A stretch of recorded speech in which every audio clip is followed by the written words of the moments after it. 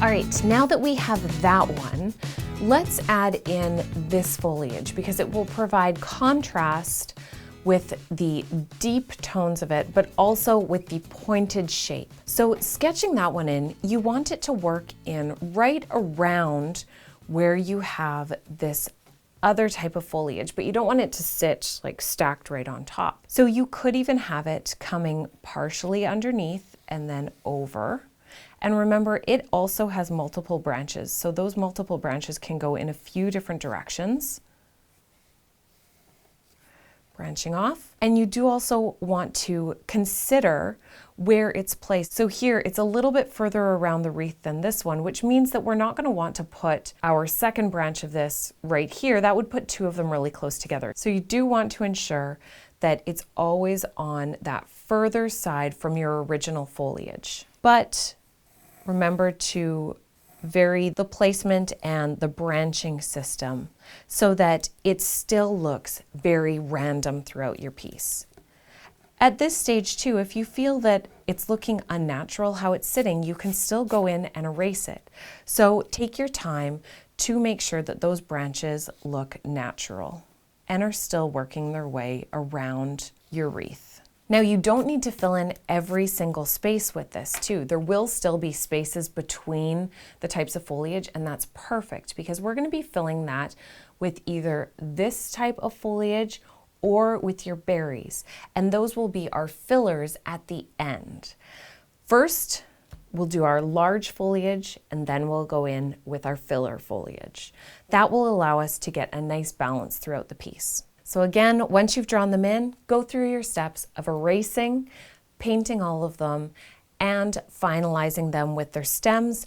Make sure that you are paying attention and not putting your hand into wet paint. You can even just give your paint a quick touch test. Ooh, that one's still a little bit wet. And that will help you choose where you can rest your hand as you move around your piece. Remember to turn your page to make it as easy as possible.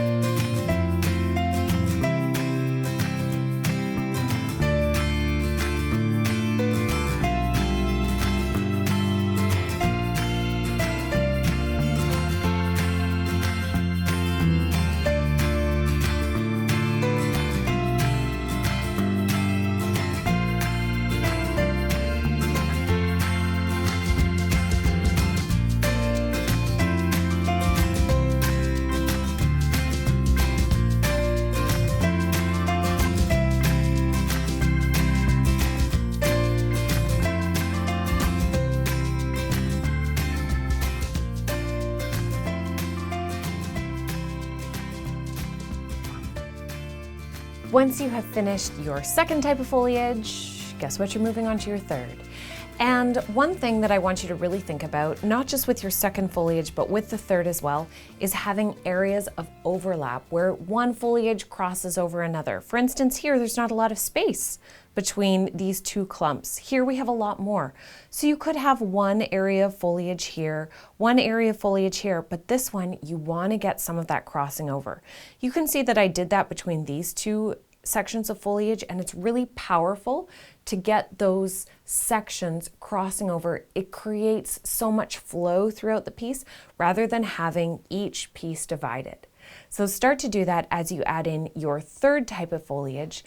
This one is very bushy and playful, so it will be a great space filler. But remember, you don't need to fill everything because we still have these two coming as well. Pull it back all the way somewhere into the already existing plants. So this one will start in here, all the way across, and then it can come out and bush into this section. And then this one in here, we can have coming again across and filling in much of this space. There are still empty areas. Don't worry about those just yet. But as you're painting, if you feel like you should extend one of your previous types of foliage to fill in space or even to tie it in to the other foliage you have existing, you can do that as well.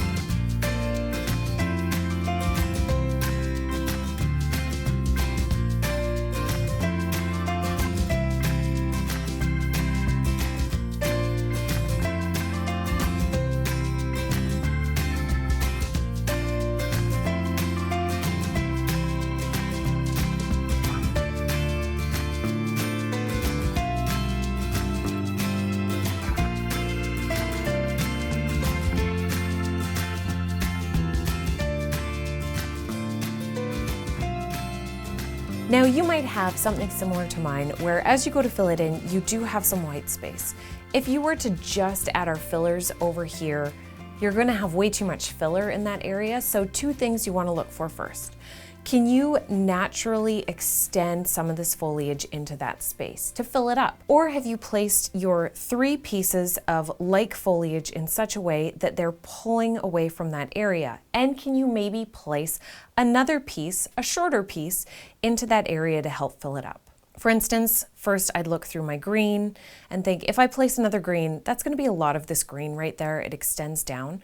But I could bring another stem of this green foliage up this way to help fill in some of that space. Or I do have the dark green over on this side and some of it here, but it definitely could have another branch sort of weaving in this direction here.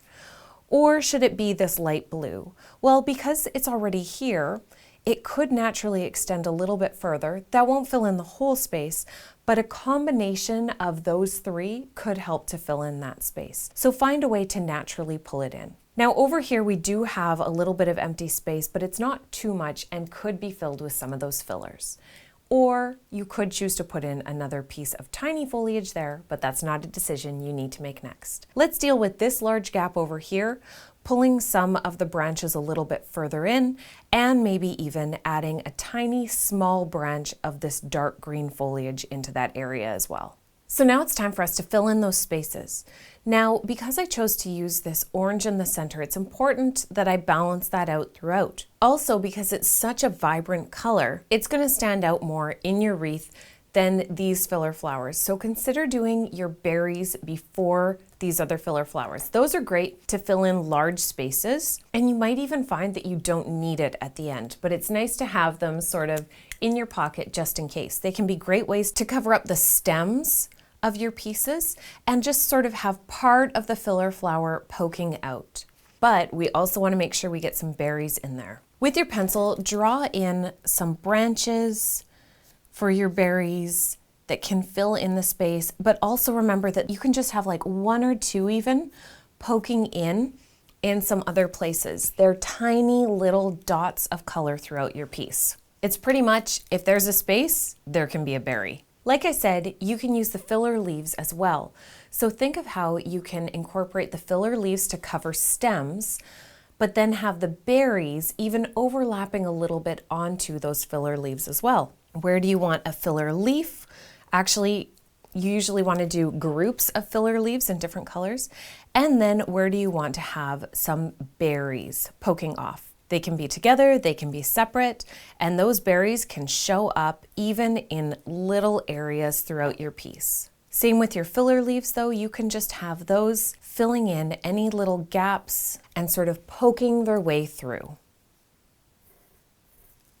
So around your wreath, look for empty spaces, fill those in either with groups of filler leaves or with little sticks to show berries. When you choose what color to use for your filler leaves, try to choose a color that is not sitting right beside it. That way you'll have lots of different color variation added by these filler leaves. It will also make sure that you can tell the filler leaf apart from the leaf sitting right beside it. At this point as well, erase the outer border of your circle and the inner border of your circle. You've already been building towards that, and so you can remove those lines now and just fill in your wreath naturally. As the filler leaves dry, let's start to add in some berries. Remember to just do your little C wherever there's space, and then you can go in and connect them with a stem afterwards. But they're sort of poking all through the wreath. And then just go in and paint out the rest of the berry. One thing that's going to be important to make the berries look like they're part of the piece is to have them everywhere. So don't be afraid to add those berries. Find your empty spaces and put a nice berry clump in there. Just like real berries, they grow wherever there's nothing else growing. Also think about grouping them. If you have one berry, you usually have a lot. Once you've done your filler flowers and your berries, if you still have an empty space, you can fill that with a tiny bit of foliage or more berries or flowers, but just try to look at the overall balance of your piece to see what exactly should go there. For instance, over here, I'm adding more of the deep green just to balance out and keep that circular appearance of the deep green. If any more red was to go in there, I think it would just be way too much in one place. So the deep green keeps that motion going and fills in that space very, very nicely. Up here, there's not a lot of light green, so I'm starting to look for just those tones, and you can still use your little filler flowers to add in a bit more of a color you feel might be missing from an area. So here we're just getting some light green with a quick filler flower to fill in that space with a bit of greenery. Now looking at the piece, we just have those final touches, lines for the filler flowers, stems and branches for the berries, and then we are going to be all done. Also consider filling some of the space in between your leaves with some of those branches, because those are all flowing underneath the structure of the rest of your wreath. So you can just do your little brown lines throughout your piece to tie it all together, and to give those berries something to hold on to.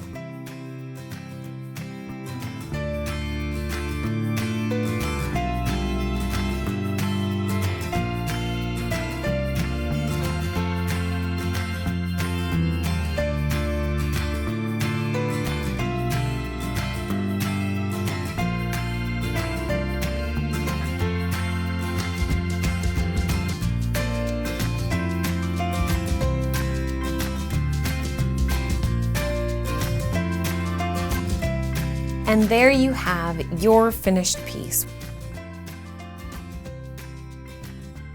Once you've created your monogram, you've drawn in your circle area, you can go through and break it off into 3 or 5 sections.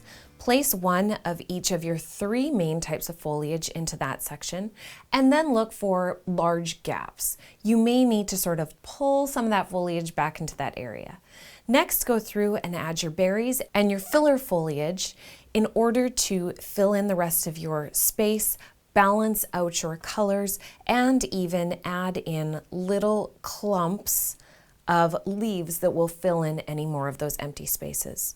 Look through for gaps. You can put your brown with your sticks throughout, and then also make sure that you have the edges of your piece relatively even on both the outside and the inside.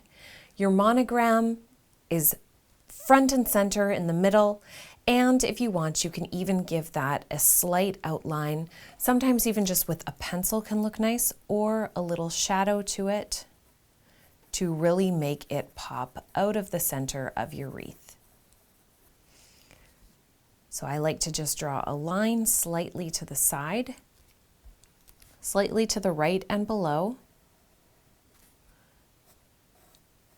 And then I use a little bit of coloring to create a light gradient from the shadow area into the space where there is no shadow, just to soften it up a little bit. This can be a nice way to make the monogram pop because that floral wreath that you've made is so stunning and bright, we don't want to lose the letter in the midst of it. And there you have your finished wreath. If you create a piece with this tutorial or any part of it, I would love to see it. Tag me on Instagram or Facebook so that I can check out your amazing work. Don't think you're limited to just these Karin colors either. You can do this with a whole variety of colors. It would make a great housewarming gift or a just because gift. So consider all the beautiful pieces that you can make with the elements that you've learned, the alphabet techniques that you've learned, and how to put it all together. This tutorial series may be over, but don't worry, there's lots more in store for you. Make sure that you hit subscribe on that little button down below so that you don't miss a single thing. Happy lettering and painting.